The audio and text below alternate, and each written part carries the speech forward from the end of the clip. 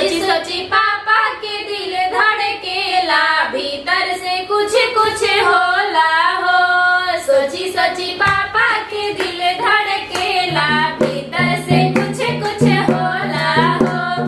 इज्जत हमार सरवा नाही डूबई हो, जान जाई गाँव और टोला हो। इज्जत हमार सरवा नाही डूबई हो, जान जाई गाँव और टोला हो।